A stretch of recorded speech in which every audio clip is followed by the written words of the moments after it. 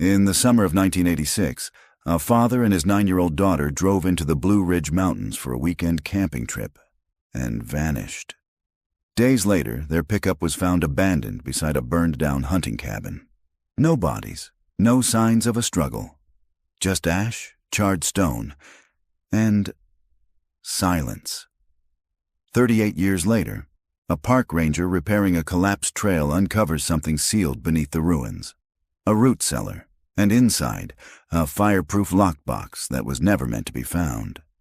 Before we begin, hit that subscribe button if you love cold case mysteries, hidden places, and psychological thrillers that unravel layer by layer.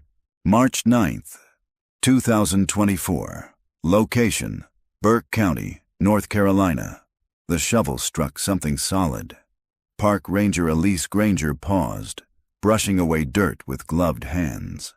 She had been clearing debris from a landslide-prone ridge near Burnt Hollow Trailhead, long abandoned, rarely visited. Beneath the packed soil was stone, not natural, not like the boulders that littered the mountain. She crouched, scraping carefully. What emerged was unmistakable. Mortared bricks, weathered, scorched, sealed around a rusted iron ring embedded in what appeared to be a trap door. The collapsed forest floor had hidden it for decades, and now it had split open. Elise reached for her radio, breath caught in her throat. "Dispatch, I think I found something under the old cabin site. July 14th, 1986. Location: Blue Ridge Mountains, North Carolina. The pickup truck sat crooked at the edge of the gravel road, one tire half buried in a rut, like it had rolled to a stop and never moved again. Sheriff Alan Boyd climbed out of his cruiser and adjusted his hat against the rising heat. Summer cicadas screamed through the pines. The mountain air was thick with sap and the faint metallic scent of scorched timber. Behind him, Deputy Marie Latimer stood in the dust, squinting at the forest that crowded the road's edge. The truck, a '78 Ford F-150, was empty. No keys, no bags, no signs of struggle, just silence. A cooler sat in the bed, still latched shut. The passenger window was halfway down. A pink windbreaker, child-sized, hung from the back of the seat. Alan rubbed his jaw. "This the Halbrook truck?" he asked. Marie checked the license plate on her notepad. "Yeah, matches what Janice Halbrook gave us. Said her husband took their daughter up here to camp Saturday morning. That was 2 days ago. She said they were supposed to be back last night." Alan looked down the embankment. Through the trees, barely visible in the distance, was the skeletal frame of what had once been a hunting cabin. The roof was gone, blackened beams pointing like ribs toward the sky. Crows circled overhead. "There was a fire," Marie said. "Recently? Looks like a day, maybe less. Forest Service might have more." Alan nodded and started down the slope. The pine needles were slick underfoot, and the heat pressed in tighter the farther they descended. It wasn't until they reached the ruins that he smelled it. Something bitter beneath the charcoal and wet ash. Something human. The cabin was a ruin of stone and timber. The fireplace was still standing, a lone chimney like a grave marker. Burned tin cans littered the hearth. Bits of melted plastic clung to blackened beams. Marie circled around the far side and called out, "Over here." Alan stepped carefully over a collapsed wall and joined her. She stood at the edge of a scorched clearing. Near her boots, the ground was dark, sunken, stained. The remnants of what might have been cloth clung to the soil. A melted zipper. Something small and round, scorched black but unmistakable. A child's shoe. Marie crouched down, careful not to disturb the scene. She used a pen to lift what was left of the fabric. There was something red beneath it. Plastic. "Lunchbox," she said quietly. Alan stared at it. The metal edges were warped. A faded sticker of Rainbow Bright peeled from the lid. "Janice said Lucia was 9, he asked." Marie nodded. "Yeah, packed lunch, water bottles. They were just going for the weekend. Doesn't look like they made it past Saturday." Alan stood in the middle of the blackened shell and turned slowly. No bodies, no obvious signs of violence. But something about the way the cabin burned felt wrong. The fire hadn't spread beyond its frame. The surrounding trees were untouched, contained, controlled. He looked at the fireplace again. "There's no body here," he muttered. "Just remnants." Marie looked up. "So what do you think?" "I think someone wanted us to think they died here," Alan said. "But I don't see bones. No human remains. No heat signature of a flash burn. This fire was hot, but too clean." Marie frowned. "You think they staged it?" "I think we need to call the arson investigator and get K9 units up here." He took another slow glance around the clearing. "And someone needs to notify Janice Halbrook." In Austin, 2 hours south of the mountains, Janice Halbrook stood at the kitchen sink staring into the yard, clutching the edge of the counter. Her sister, Beth, sat at the table behind her, slowly flipping through Lucia's coloring books like they were sacred texts. "They're just late," Beth said softly. "You know Jim. He loses track of time up there. They were supposed to be back last night." Janice's voice was flat. "I called his sister, the dental office. No one's heard anything." "What about that ranger post he always checked in at?" "Left a message. No response yet." Beth stood and crossed to her, resting a hand on her shoulder. "Maybe the truck broke down." Janice didn't reply. Her eyes were fixed on the swing set in the yard. Lucia's shoes were still on the porch. A Tupperware of grape jelly sandwiches sat untouched in the fridge. She had packed them that morning. She had kissed her daughter goodbye on the cheek. Jim had promised they'd be back by Sunday dinner. Instead, her house was quiet, still. And when the phone rang, she knew before she picked it up that the silence had changed. Back in Burke County, the forensics team arrived by mid-afternoon. They combed the cabin site with gloved hands and metal probes. 2 K9 officers searched the perimeter. One of the dogs picked up a scent trail north of the cabin, but it faded within 30 yards near a set of tire tracks in the dirt. Alan crouched beside a technician examining the fire pit remains. Charcoal, burned paper, a fragment of what looked like a license plate.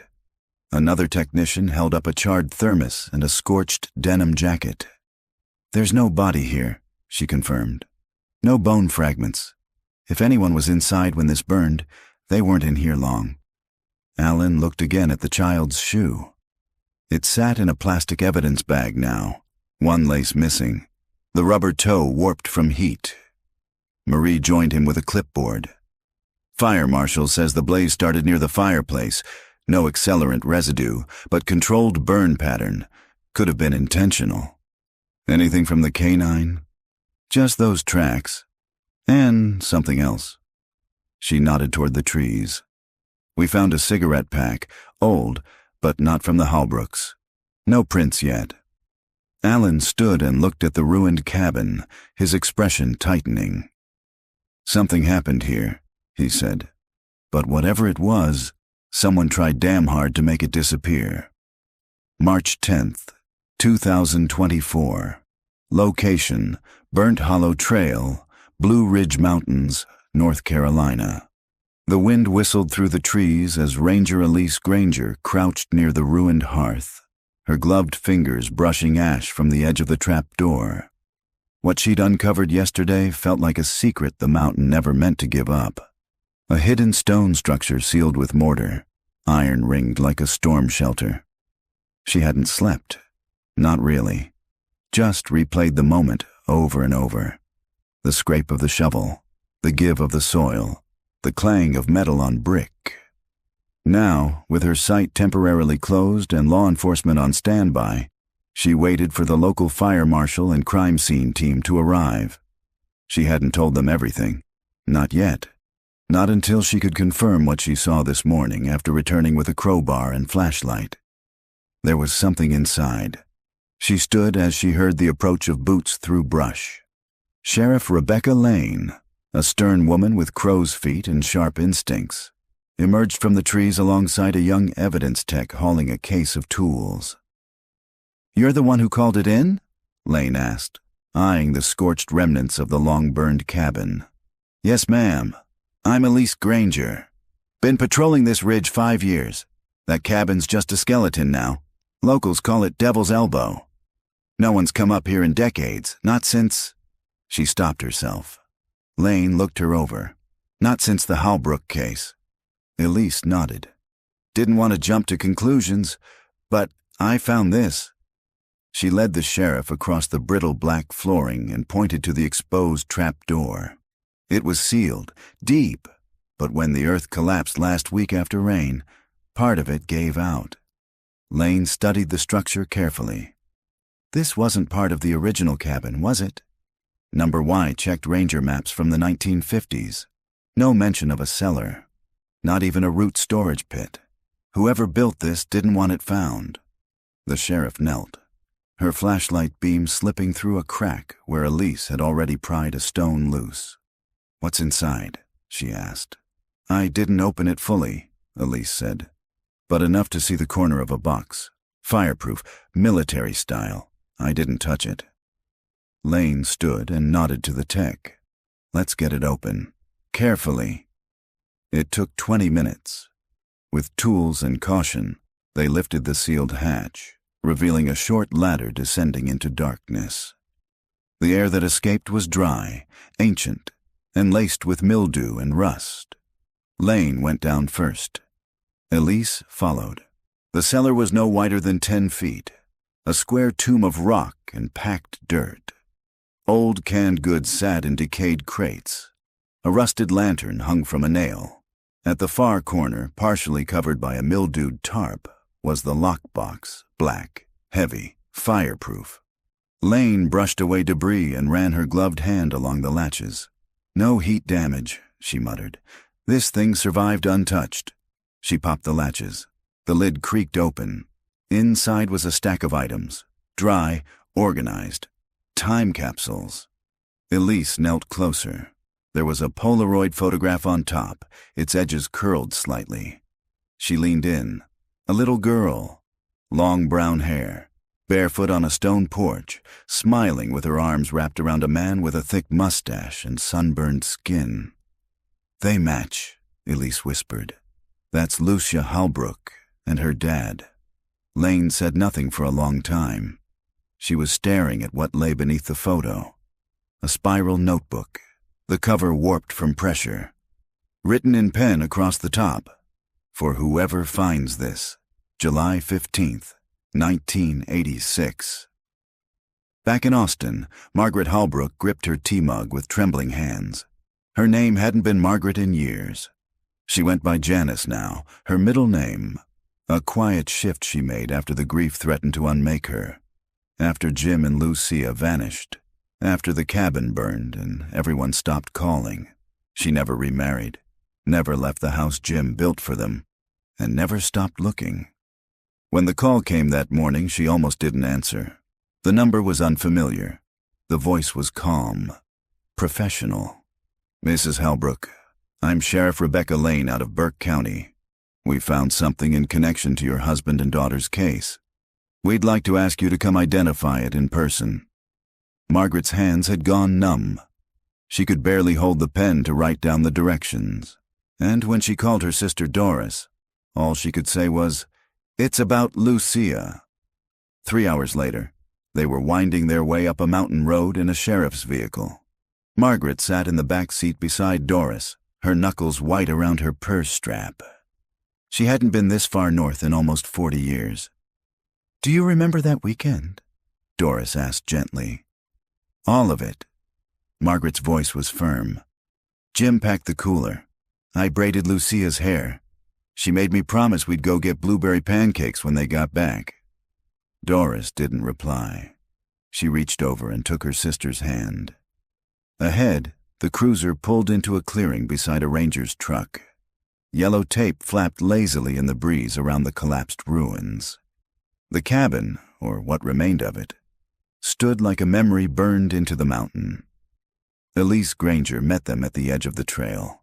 "I'm sorry for the circumstances," she said, voice quiet but steady.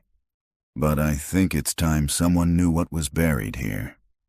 She led them carefully across the burned flooring to the edge of the opened cellar. When Sheriff Lane handed Margaret the Polaroid, her breath caught in her throat. "That was the porch at the cabin," she whispered. "Lucia had just lost a tooth. She was so proud of that gap." Her voice trembled, and Jim, he looks like he was trying to stay strong for her. Beneath the photo was the spiral notebook. Elise offered it to her. "We haven't read it yet. We thought it should be you." Margaret took it slowly. The first page was smudged at the corner but still legible. "If you're reading this, we didn't make it out.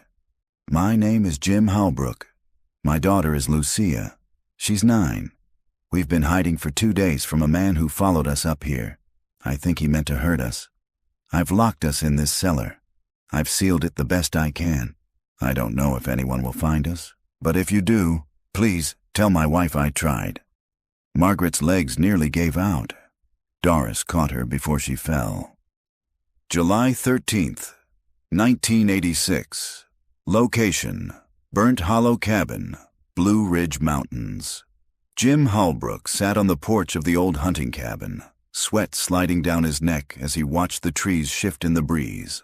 The late afternoon light broke through the pines in amber shards, casting long shadows across the ridge. The air was warm, damp, and strangely quiet. No bird song, no wind. Just the rhythmic creak of the porch swing where Lucia sat, humming softly as she flipped through her paperback. She wore her pink tank top and striped shorts, legs dangling, toes dusty. Her rainbow bright lunchbox sat beside her. She hadn't touched her sandwich. Jim took a slow sip from his canteen, his eyes scanning the trail beyond the clearing. Something about today felt off. He'd noticed it that morning. A strange sound in the woods, footsteps where there shouldn't have been any, a flash of movement through the trees. He'd told himself it was nothing, a deer maybe, a squirrel. But now, hours later, his unease hadn't lifted. "You doing okay, Peanut?" he asked. Lucia nodded, eyes still on her book. "It's hot. Want to dip your feet in the creek again?" She shook her head. Too many bugs. He smiled and stood, brushing dust from his jeans. "I'll go gather kindling.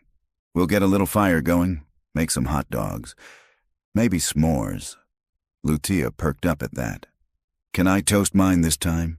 "You bet!" He ruffled her hair and stepped off the porch, boots crunching through leaves as he made his way behind the cabin. That's when he saw it. A boot print, deep. Not his, not Lucia's. Large, heavy, and fresh. He crouched, tracing the edges of the print with one finger. Then he looked up, heart thudding. On the far tree trunk, faint but there, was a mark, scraped into the bark, 3 vertical lines. He turned back toward the cabin, his voice steady but low. "Lucia, come inside." She looked up. "Why?" "Now, sweetheart, please." Something in his tone made her obey. She stood, lunchbox in hand, and moved through the screen door. Jim followed, locking it behind him. Inside, the cabin was dark and cool. One room, old cot in the corner, a wood stove against the wall. He pulled the curtains closed, heart hammering in his chest. "Daddy, what's wrong?" He crouched down to her level, hands on her shoulders. "Nothing bad, okay? I saw someone near the trail. I think they're lost. But just in case, we're gonna stay inside for a bit." Lucia looked worried. "You think they're scary?" Jim hesitated. Then he nodded. "Maybe." That night, Jim didn't sleep. He sat in the wooden chair by the stove, rifle across his lap, ears tuned to every creak of the cabin. Lucia had curled up in her sleeping bag beside him, thumb in her mouth, her other hand gripping his shirt.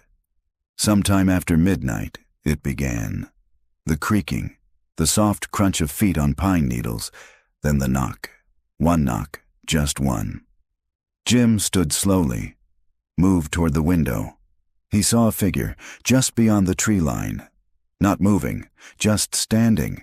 He raised the rifle and shouted, "Get out of here! I'm armed!" No response. "Lucia, get your things," he said quietly. "We're leaving." He opened the trap door to the root cellar, a feature he'd found only by chance, half buried beneath pine needles behind the cabin. It was small but secure, reinforced stone. No one would find them down there unless they knew it was there. Lucia looked confused. "Are we hiding?" "Just for a little while." He lowered her in first, then followed, pulling the heavy hatch closed behind them. The world above faded into silence. In the notebook, the next entry was written in shakier handwriting. "We've been down here all night. I heard him walking around up there. He tried the door, tried the window, but he never spoke, never made a sound. He's still out there, I can feel it. I don't know how long we can stay here. I left food up top, just water down here now. Lucia's being brave, but she's scared. I keep telling her we're camping in a secret fort." She smiled. "But it's fading. If someone finds this, he's still out there. I don't know who he is, but he followed us, and he's waiting." July 14th, 1986. The last note. He set fire to the cabin. I saw the smoke through the crack in the trap door. We could hear the wood crackling. The smoke came in slow, then fast. I stuffed towels in the corners. We barely breathed. Lucia cried for an hour, then fell asleep in my arms. She's still breathing. I don't know what kind of man burns a place down without checking if anyone's inside. I think he thought we ran, or he wanted to cover something up. We can't go up yet, not until morning. But if we don't make it, I need someone to know I did everything I could. For her. My name is Jim Halbrook. My daughter is Lucia. And we didn't leave. We hid. We survived the fire. And we're still here. March 10th, 2024. Location: Burnt Hollow Root Cellar, Blue Ridge Mountains. The light was fading fast by the time Sheriff Lane and Elise finished photographing every angle of the root cellar. The Polaroid and spiral notebook had already been logged, sealed in evidence bags, and secured in the ranger's truck. Margaret and Doris had returned to the ranger station with a deputy for warmth and rest, but neither woman had spoken much on the ride back. Elise remained behind, uneasy. She crouched again at the foot of the ladder, brushing soot from the cellar's far corner where the earth had collapsed slightly, exposing a shallow cavity beneath what had once been a support beam. Something caught the beam of her flashlight. Fabric, color. "Elise," Lane called from above. "What are you doing?"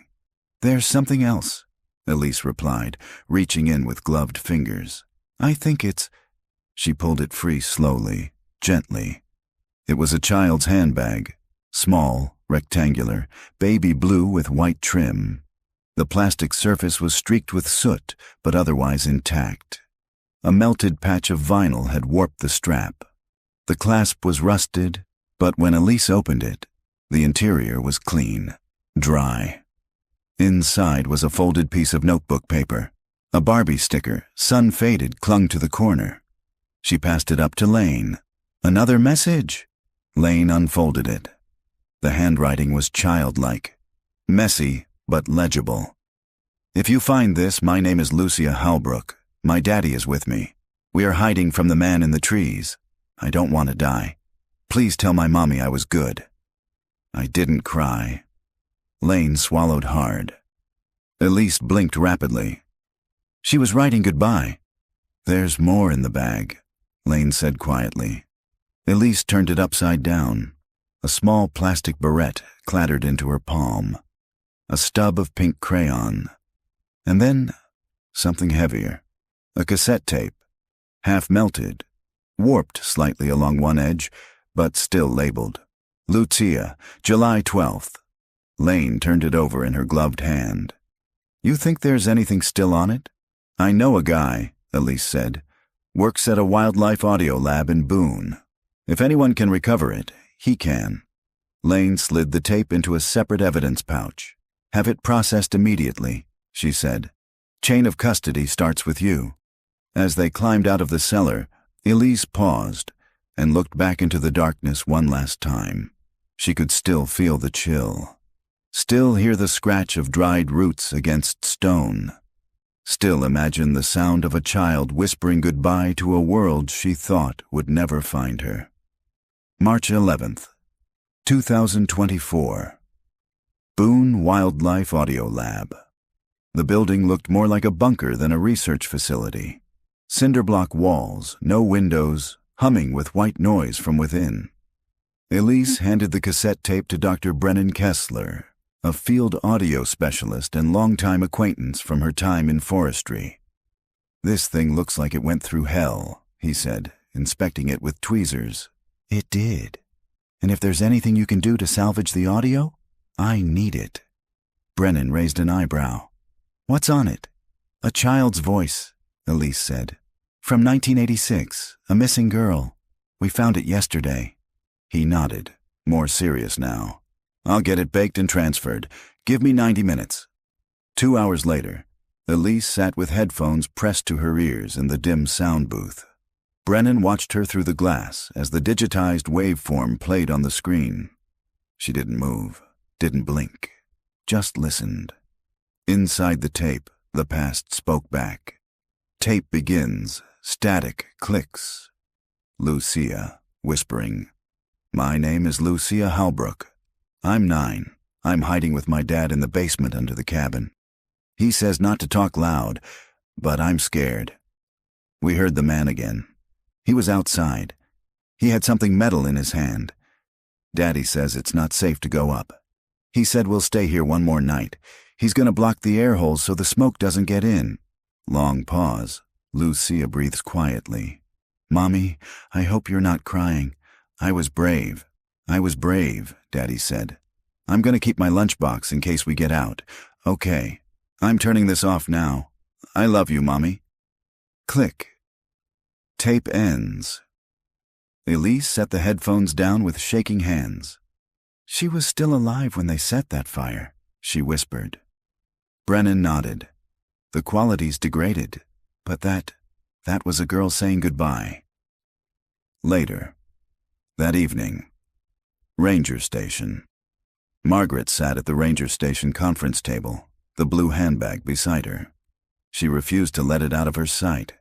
She had cleaned the soot from its surface, wiped the clasp, run her fingers over every inch of the vinyl. "This was hers," she said softly. "She bought it with her allowance. Jim told me she picked the blue because it was grown-up Barbie blue, not baby blue." Doris sat beside her, holding a hot cup of tea with both hands. "She was alive," Margaret continued, "for at least 2 days. She survived the fire. They both did." Sheriff Lane entered the room with Elise and Brennan behind her. Margaret looked up as Lane placed a laptop on the table. "We recovered audio from the tape," Lane said. "It's Lucia's voice. She made it the day before the fire. Would you like to hear it?" Margaret nodded, lips trembling. Lane pressed play. As Lucia's voice filled the room, Margaret covered her mouth, sobbing silently. Doris reached over and squeezed her arm. They listened to every word. And when it ended, the silence that followed was devastating. Margaret straightened slowly, her eyes red but clear. "She didn't die that night." Lane hesitated. "We can't say for certain. She said she was saving her lunchbox, that she wanted to bring it out with her. If she was going to die, she wouldn't be planning." Doris nodded. "Jim was clever. If he survived the fire, he would have waited for night. He would have carried her out." Margaret turned to Lane. "If there's any chance Lucia lived past that night, then someone took her." July 14th, 1986. Location, Burnt Hollow Ridge. Blue Ridge Mountains. He waited until just past midnight. The woods were quiet, even the cicadas silenced. The smoke had thinned, and the fire had done its job. The man crouched at the edge of the clearing, a red gas can cooling in the grass behind him, the scent of vapor still clinging to his clothes. The cabin was nothing more than glowing embers and blackened frame now. The roof had collapsed inward hours ago, flames eating their way through decades of dry wood. He'd watched the entire thing from the trees, expression unreadable. He hadn't seen anyone run out. He hadn't expected to. He stood slowly, stepping into the clearing. His boots cracked through the crust of charcoal and ash. He moved like a man on a mission, deliberate, unhurried, like he'd done this before. Because he had. He'd been following them since Friday. From the moment the man and his little girl stopped at the gas station in Morganton. The girl had picked out a soda. The man, still in a dress shirt like he hadn't changed from work, had filled up the red pickup and bought 2 bags of ice. The man had said something to the cashier about taking his daughter up to the family cabin. "Just us two," he'd added. "Get her away from all the noise." He remembered the way the little girl had held her dad's hand. Too trusting, too easy, the same way they always were. Now he knelt near the hearth, where the stone still radiated heat. Bits of melted metal clung to the ash. He used a stick to poke through what remained of the stove. A rusted pan, part of a tin can, but no bodies. He frowned. He'd done a full circle around the cabin before lighting the fire. The truck was still up on the ridge. Their gear had been laid out, blankets, food, water, but something about it all felt unfinished. The man had made a mistake. He didn't just run. He hid. The stranger turned back toward the woods and walked 20 yards to where a pine tree stood with its lower branches broken. He knelt again and examined the ground. A boot print, smaller, lighter, child's. He grinned slightly. Later that night, Lucia lay in the root cellar, eyes open, body trembling. Her ears rang from the heat. Smoke had seeped in earlier, thick and choking, but her dad had wrapped wet towels around the vents and held her close until her coughing stopped. Now, everything was still again. She could hear her father's breathing, hear his heartbeat beneath her cheek. "Daddy," she whispered, "is it over?" "I think so," Jim murmured. They lay together on the dirt floor, wrapped in the emergency blanket. He hadn't moved in hours, just listened, waited, and that's when he heard it. Footsteps, slow, purposeful, right above them. He held his breath. A pause, then a scraping noise. Wood against stone. Something shifting near the edge of the hatch. A dragging sound, like someone pulling a branch or beam across the floor. He moved his hand gently over Lucia's mouth and pulled her closer. She froze, clutching his shirt. The footsteps circled once, twice, then silence. For almost an hour. Then, they were gone. July 15th, 1986. Dawn. The man returned just before sunrise. He stood at the crest of the trail above the cabin site, watching the smoke curl lazily into the morning air. His hands were blackened with soot, his face streaked with sweat. He pulled something from his pocket, a pink beret, warped slightly from heat. He turned it over once, then tossed it into the ferns beside the trail. Then he walked back to the road where his vehicle waited. Not the truck he'd used before. This one was different. Older. Plates removed. He drove slowly, gravel crunching beneath the tires, until the road curved out of sight, leaving behind only the ashes and the secrets buried beneath them. March 12th, 2024. Burke County Sheriff's Office. Sheriff Lane tapped the photograph gently. It was a scan from the old evidence archive, a blurry still from a 1986 gas station security camera. The resolution was poor, but the details matched. Man in jeans, button-up shirt, aviator sunglasses, red gas can in hand. Elise leaned over her shoulder. "That's him?" "We think so." Witness back then described a man buying gas the same morning the Hallbrooks went missing. Paid in cash. No name. but the timestamp lines up. Margaret sat nearby, holding the now sealed handbag in her lap. "That gas can," she said softly. "It's in the police photos from the cabin. Burned plastic handle. They found it near the tree line." Lane nodded. "We just never had a suspect. No fingerprints, no license plate." Doris leaned forward. "You think this man burned the cabin?" "I think he watched it," Lane replied. "I think he waited, and I think he took something before he left." Margaret's voice barely rose above a whisper. "Then my daughter might have survived the fire, only to be taken by him." Lane said nothing, but she didn't argue. March 13th, 2024. Location, Austin, Texas. Halbrook residence. The attic was musty, layered in the same fine dust that had settled over everything Margaret Halbrook never had the heart to throw away. Doris stood at the bottom of the ladder. "Are you sure you want to do this now?" Margaret didn't answer. Her hands were already on the old pine desk shoved against the back wall. It had belonged to Jim. His filing drawer still labeled in faded masking tape. Receipts, photos, trip journals. She opened the middle drawer and pulled out a shallow tin box. Inside were several rolls of undeveloped 35mm film. She held one up to the attic light. The label on it read in Jim's handwriting, "Burnt Hollow, July '86. Her heart seized. "Doris," she called softly. "He took pictures." Before they disappeared. 3 hours later, Austin Film and Memory Lab. The technician looked up from his station, brows raised. "You said this is from 1986. Margaret nodded. Elise Granger stood beside her, having flown in from North Carolina that morning with Sheriff Lane's blessing. "It's in surprisingly good shape," the tech continued. "A little faded, some heat warping, but I can recover most of the images. Want me to print and digitize?" "Yes," Margaret said. "All of them." An hour later, the photos were laid out in a single long row on the counter, glossy and still drying. Lucia's face was in nearly every frame. Barefoot on the porch, sitting on a log eating a sandwich, waving a stick like a magic wand. Her smile was wide. Her hair pulled back in pigtails. Jim appeared in a few.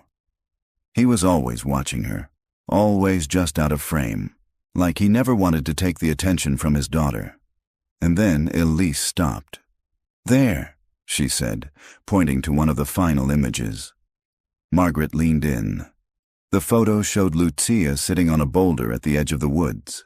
In the background, almost hidden by the trees, was a shadow of a man, just a sliver of a figure between branches. But he was there, tall, wearing a light-colored shirt, hands at his sides, watching. "Jim didn't mention anyone else on the mountain," Margaret whispered. "Because I don't think he knew," Elise said. "He didn't see him, but Lucia's body language." Lucia's head was turned slightly in the photo. Her expression was different. Curious, distracted. She'd seen him. That night, Elise's hotel room. Elise stared at the photo on her laptop, digitally enhanced and color-corrected. The man's face was partially obscured, but his build, his posture, it reminded her of something. She flipped open the case file from Sheriff Lane, pulled out the scanned gas station photo from 1986. She placed the two side by side. They matched. Same height, same shirt, same strange stillness in the way he stood, like he belonged to the background. She texted Lane immediately. "We have a match. The man from the gas station was on the mountain. In Jim's photos, Lucia saw him." And then she typed another line. "He didn't come for the cabin. He came for them." March 14th, 2024. Location: Burke County, North Carolina. Sheriff Rebecca Lane stepped out of her cruiser and stared at the sagging roofline of the Red Pines Motor Lodge, a squat L-shaped building 10 miles south of Burnt Hollow. The sign still flickered "Vacancy" in faded neon. Paint peeled from the door frames. A rusted ice machine stood silent under a cracked awning. Inside, the front office smelled of stale cigarettes and bleach. The man behind the counter, maybe late 60s, looked up from a worn Sudoku book. "You're here about 1986, he said before she could speak. "I heard from dispatch." Lane showed her badge. "You the owner?" "Sort of. I manage it now. My dad ran it back then, Harold Tripp. He kept everything. Had a thing about records." Lane followed him into a back room. File cabinets lined the wall. One sat open already, labeled 1986. "I pulled July for you. You're lucky. He was still using paper then. Switched to digital in the 90s. He handed her a leather-bound guest ledger with sun-warped pages. Lane sat at the table, flipping slowly through July entries. Room 8, Room 3, Room 5, and then, on July 11th. Room 6, James Kell, paid cash. 2 nights a phone number field left blank. Plate number, none recorded. Lane squinted. "Do you remember this guest?" Tripp shrugged. "Nope, but he didn't use his real name. Nobody used James Kell. That's the name from that horror book, right? The cannibal one." Lane stiffened. "You mean The Silence of the Lambs?" "Yeah, that guy. Hannibal's fake name. My dad used to joke about it. Said anyone checking in with a fake movie name probably didn't want to be remembered." She pulled her gloves on. "Mind if I borrow this page?" He nodded. "Just leave the rest of the book here." Lane slipped the page into an evidence sleeve, then paused. Something shimmered faintly on the upper right corner, where the man had signed. An oily residue. "Do you still have the old fingerprint kit?" she asked. The manager grinned. "You think I don't." 2 hours later, Burke County Forensics Lab. The partial print was faint, smudged at the edges, but usable. Lane stood over the tech's shoulder as he scanned it into the database. "I've got a match," he said, eyes widening. Lane held her breath. Name, Victor Dane Tillman. Dub, January 12th, 1949. Known aliases, James Kell, Vincent Dale, Curtis Rohn. Status, deceased, reported. Last confirmed sighting, 1986, Tennessee border, presumed dead. 1987, no body recovered. Lane stared at the screen. "No," she said. "He's not dead. Background check, compiled by Elise Granger, Victor Dane Tillman. Born in Ohio. Multiple arrests between 1974 to 1985 for trespassing, assault, and suspected abductions. Never convicted. Known to use multiple identities. Often lived off-grid, staying in cheap motels, forest shacks, and remote campgrounds. Former electrician and wilderness guide. Last confirmed sighting, a gas station outside Kingsport, Tennessee, in August 1986, weeks after the Holbrooks vanished. Vehicle, 1978 brown Oldsmobile Vista Cruiser, unregistered after 1987. Notable detail, Tillman was briefly investigated in 2 separate disappearances, a boy from Kentucky in 1982 and a girl from Missouri in 1985. No charges were filed. Both cases remain unsolved. March 15th, 2024.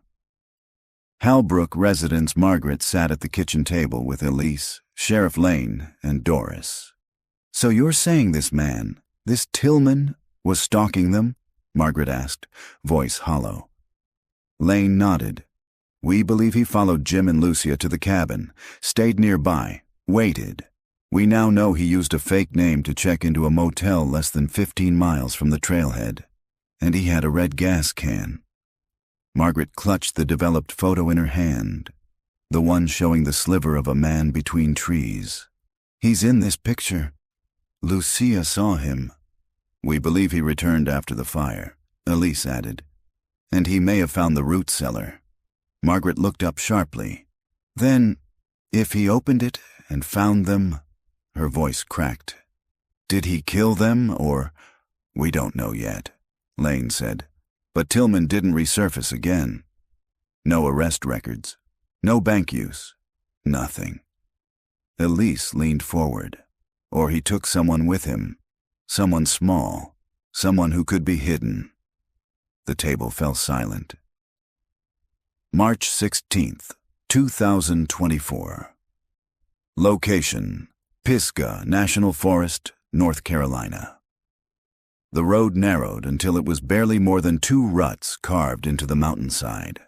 Elise Granger's tires cracked over fallen twigs and patches of frost that hadn't yet melted in the early morning sun. She followed the GPS pin Lane had sent her, coordinates tied to an old land deed in Victor Dane Tillman's name, though it had been listed under his uncle's since the 60s. The cabin wasn't visible from the main road. That was the point.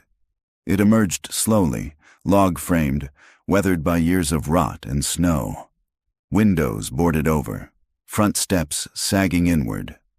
A generator sat rusting beside the porch. Elise parked and stepped out slowly, her boots crunching on gravel, her breath visible in the cold. The front door was open, not broken, just left that way. Inside, the air was bitter and dry.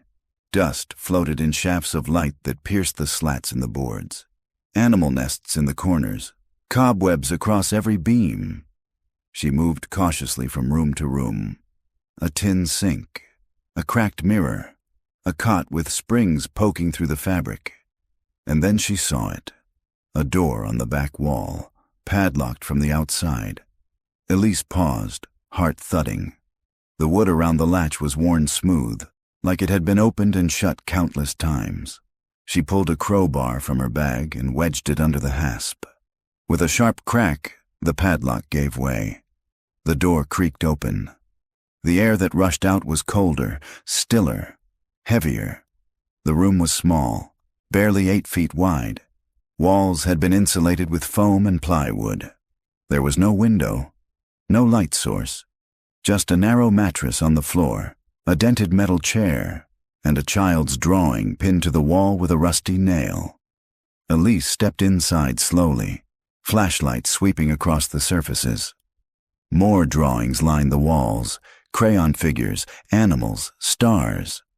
One showed a girl and a man standing near what looked like a cabin. Another showed trees, always trees. On the mattress lay a single, dusty object, a plastic rainbow-bright lunchbox. Elise's breath caught in her throat. She knelt and opened it. Inside was a half-finished friendship bracelet, some broken crayons, and a folded photo of a little girl. Faded, sun-warped. Her name, Lucia, was written in block letters on the back. There was no mistaking her. It was the same face from the July 1986 photographs. Later that day, Burke County Sheriff's Office. Sheriff Lane stared at the contents on the evidence table. "That lunchbox matches the one Margaret described," she said quietly. "And the drawings show a child confined in that room," Elise added. "There's food wrappers in the waste bin dated 1988. She was there at least 2 years after the fire." Lane swallowed hard. "Meaning Jim may have died, but Lucia didn't. She was taken, hidden, and kept alive." "We need DNA confirmation," Elise said. "But I believe this is where Tillman brought her, at least for a time." Lane stared at the child's drawing of 2 stick figures, one big, one small. They were holding hands. The bigger one had no face. "She drew him without eyes," Lane said quietly, like she never wanted to remember. March 17th, 2024. Halbrook Residence. Margaret clutched the drawing in gloved hands, tears streaking down her face. Doris sat beside her, silent. "I told her to be brave," Margaret whispered. "And she was." For years, Elise nodded. "She survived something unimaginable. We don't know yet how long she was kept there, or if she was moved again. But what we do know is this. Your daughter didn't die in that fire." Margaret looked up, trembling. "Then where is she now?"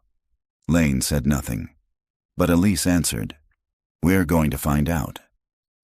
March 18th, 2024. Location: Briar Glen Adult Care Facility. Rutherford County, North Carolina. The nurse's voice was low as she led Elise and Sheriff Lane down the narrow hall. She came in sometime in the fall of '94, the nurse said. No ID, no name. Someone left her at the emergency entrance of Mercy General in Morganton and drove off. Hospital records say she was dehydrated, underweight, and unresponsive. When they realized she wouldn't or couldn't speak, they sent her here under the name Jane Glenn, after the county. Elise clutched a folder to her chest. Inside were 4 photos. Lucia Halbrook, age 9, a scanned version of the crayon drawing found in the cabin, a close-up of the Rainbow Bright lunchbox, and a recent age progression mock-up done by the state forensics artist, what Lucia might look like in her 40s. The nurse stopped outside room 12A. She doesn't speak, but she understands. Trauma, we assume. But she's never lashed out, never tried to leave. She just exists. She knocked once, then opened the door. The room was spare. A twin bed, a small bookshelf, a table covered in half-finished puzzles. The woman sat by the window in a cardigan 2 sizes too big. Her hair was shoulder length, brown with streaks of gray.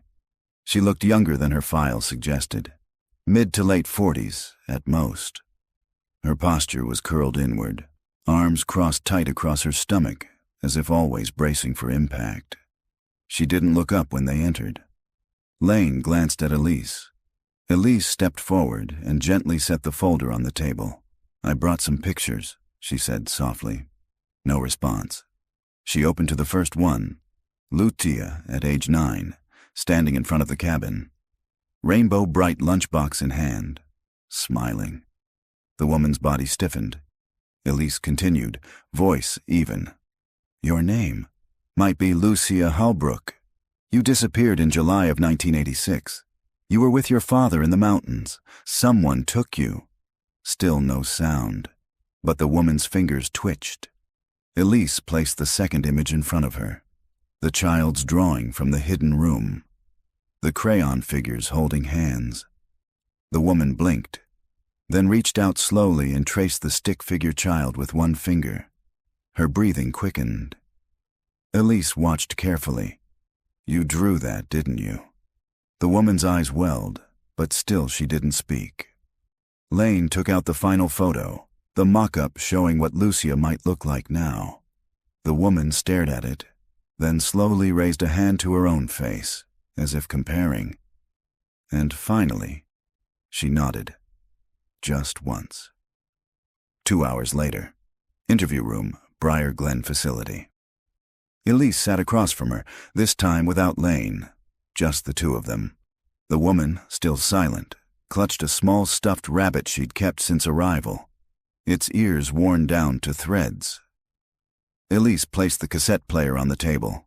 I'm going to play you something, she said. She hit play. Lucia, on tape. My name is Lucia Halbrook. I'm 9. We're hiding from the man in the trees. The woman broke. No sound, no scream, no word. But the sobs came in waves, racking her body, silent as snowfall. Elise crossed to her and gently took her hand. You're safe now, she whispered. You made it. The woman pulled the crayon drawing to her chest and nodded again. A single tear slid down her cheek.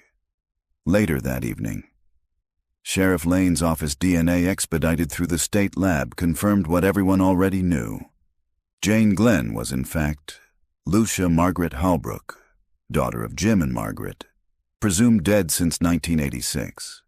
She had been alive the entire time, and someone had hidden her for years. What about Tillman? Elise asked. Lane shook her head. If he's alive, he's a ghost. No records, no sightings. But someone dropped Lucia off in '94. We just don't know who. Elise nodded. Then that's where we look next. March 20th, 2024. Location, Ironvale, Tennessee. Wilkes Family Farm. The call came in just after sunrise. An old car, brown, 1978 Oldsmobile Vista Cruiser, had been discovered behind a rotting livestock barn on the edge of a foreclosed property outside Iron Vale.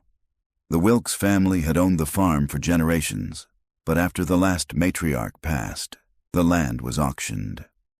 A surveyor for the new buyer found the vehicle, buried in briars and animal bones. Sheriff Lane and Elise arrived by noon, the sun cutting through skeletal trees. The car was sunken into soft earth, all 4 tires deflated. The windshield cracked, its once gleaming paint now a patchwork of rust and moss. The plates had been removed, but the VIN was intact. Lane stood over the hood as the forensics techs got to work. "This is it," she said. "Same make and model Victor Tillman drove when he disappeared. No plates, and no record of it ever being impounded." A deputy called out from the passenger side, where the door had rusted shut and crumbled under pressure. "I've got something," he said. Inside the Vista Cruiser, the interior was a time capsule. Faded upholstery, a cracked dashboard, and a glove box packed with folded maps, old receipts, and matchbooks from roadside motels across the southeast. But in the back seat was what caught their breath: a child's wool blanket, blue with white stars, still folded neatly, and beneath it, a blood-stained flannel shirt, adult-sized. Next to it, a camera, old Nikon, still intact. Lane handled it like evidence, gloved and reverent. "Let's get that film processed," she said. "Now." 6 hours later. Boone Crime Lab. The photos came back in sequence. Many were landscape shots, woods, streams, winding dirt roads. One showed the Vista Cruiser itself, parked on a ridge overlooking a valley. Another showed a small girl standing on a porch, unfamiliar to the investigators. But then came the one that made Elise stop breathing. It was taken at night, flash-blown and poorly framed, but unmistakable. Jim Halbrook, alive, eyes swollen, bruised, hands bound in front of him with wire. He sat on a wooden chair in what looked like a shed or basement, his shirt torn, matching the one found in the car. The photo timestamp, faded but legible. August 4th, 1986.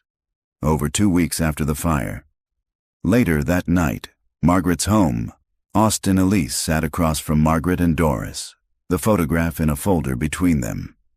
"We believe Jim survived the fire," Elise said gently. "He was taken, like Lucia, but we haven't found any record of him after this." Margaret opened the folder with trembling hands and looked at the image. Her mouth parted, and for a long moment she said nothing. "That's his look," she finally whispered. "He always clenched his jaw like that when he was afraid, but didn't want me to know." Doris reached across the table and placed her hand on her sister's. "They tortured him," Margaret said. "Didn't they?" Elise didn't answer directly. She didn't have to. March 21st, 2024. Lane's office. A forensics report confirmed the blood on the shirt was Jim Halbrook's. "This changes everything," Lane said. "Tillman didn't kill them both in the woods. He kept Jim alive, but for what?" Elise turned to the map found in the glove box. Dozens of hand-drawn marks, trails, cabins, one spot circled in red, deep in the Smokies. "No roads, no towns for miles," she murmured. "What's there?" Lane answered grimly. "Only one way to find out." March 22nd, 2024. Location: deep within the Great Smoky Mountains. They left the trail behind after only 40 minutes. The path to the red circle on the old map was no longer a path. Trees had reclaimed everything, and thorns tore at Elise's sleeves as she followed Sheriff Lane through dense brush and moss-slick rock. The elevation climbed steeply, each switchback narrower, the woods heavier with silence. No birds, no wind, just the sound of boots on damp earth and breath in the cold air. Lane checked the GPS again. "We're close." They broke through a line of saplings and stopped. In the clearing ahead stood a shack, barely upright, Its roof caved in on one side. A collapsed chimney of old fieldstone leaned out of the frame like a broken tooth. The door hung open. "Matches the size and location," Lane murmured. This was it. They approached slowly. The smell hit Elise first. Not death, not rot, but iron, deep and metallic. Old blood in the floorboards. Inside the shack, the room was barely 10 by 10. Wooden table in the center, chains on the wall, 2 buckets, a cot frame without a mattress. Elise moved to the far corner where a square of floor planks looked newer, slightly raised. She crouched and pried them up. Beneath, a shallow cavity, about 4 feet deep, lined with stone and tightly packed soil. And in it, bones, a partial skeleton. Male.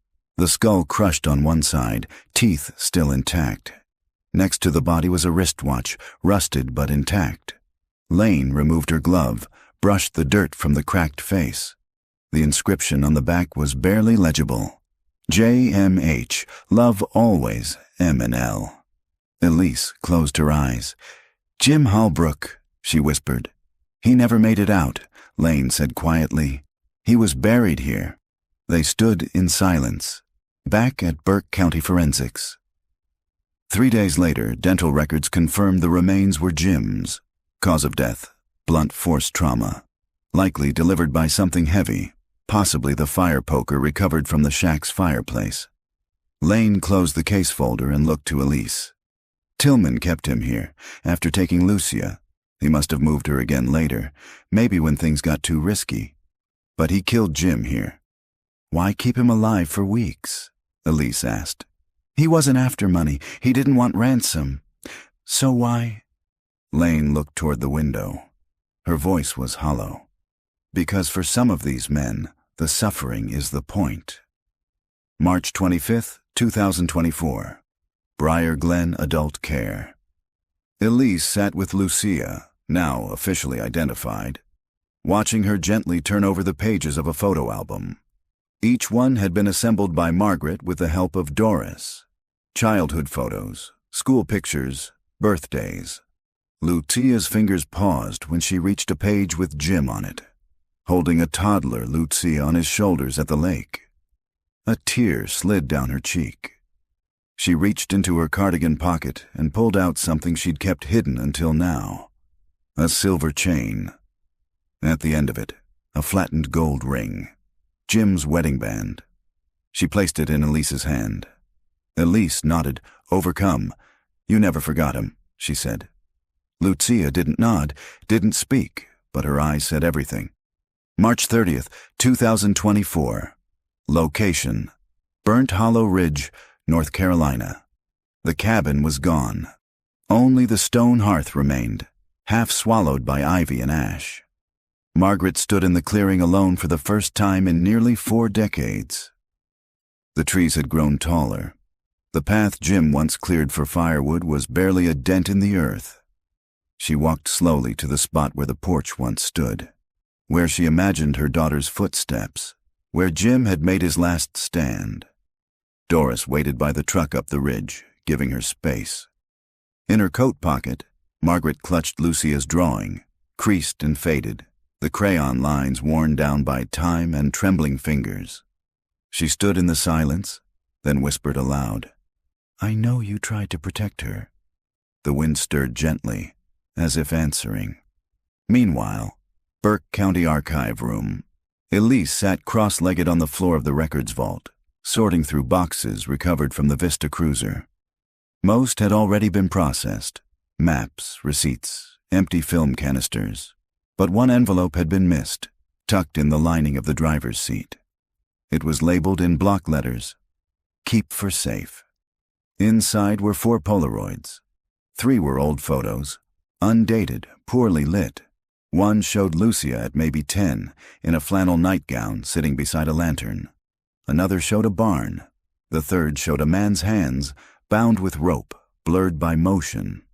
But the fourth made her freeze. It was a photo of the cabin, burnt hollow, taken from outside, at a distance but not too far. In the second-story window someone stood. Not Jim, not Lucia, a man. Later that night, Elise and Lane's case. Review. That's not Tillman, Lane said. He's too young. Look at the posture, the build. Elise nodded. And the date on the back, July 10th, 1986. That's before the fire. They enhanced the image. The figure wore dark clothes. Lean, long arms. No hat, no beard. Clean cut. Watching. He's standing inside the cabin like he belongs there, Elise said. Lane opened the master case file and pulled out a document they'd nearly forgotten. An old report from a gas station employee in nearby Avery County. A man was seen traveling with Tillman, just once. July 8th. The clerk said he looked like a hitchhiker, younger, maybe early 20s. Claimed to be Tillman's nephew, paid in coins, bought rope and batteries. The report was dismissed in 1986. No second suspect was ever pursued, until now. March 31st, 2024, Margaret's house. Austin. Lucia was asleep when Elise and Lane arrived. Margaret sat at the table, fingers trembling as she looked at the new photo. The cabin, the man in the window. This isn't the man she remembers, she whispered. Doris leaned forward. But she remembers two voices. She said it once, years ago, in her sleep. I thought it was just a nightmare. Elise placed a hand on the photo. She wasn't just taken by one man. Margaret looked up. So what happens now? Lane closed the file. We reopen everything. There's still someone out there. Maybe older now. Maybe living under a new name. But he knows what happened to Jim. He knows where Lucia was kept. Margaret nodded slowly. She survived once, she said. We'll help her do it again. April 12th, 2024. Location unknown. A man sits at a workbench in a small, dark room. The only light comes from a television playing a rerun of Highway Patrol. A dusty clock ticks on the wall. He's sorting through old newspapers, clipping headlines. Woman found alive. 38 years after cabin disappearance, Jim Halbrook. Remains identified. Statewide search for second suspect continues. He cuts out one headline and pins it beside dozens of others. His eyes linger on the photo. Then he smiles, just slightly, and returns to his work.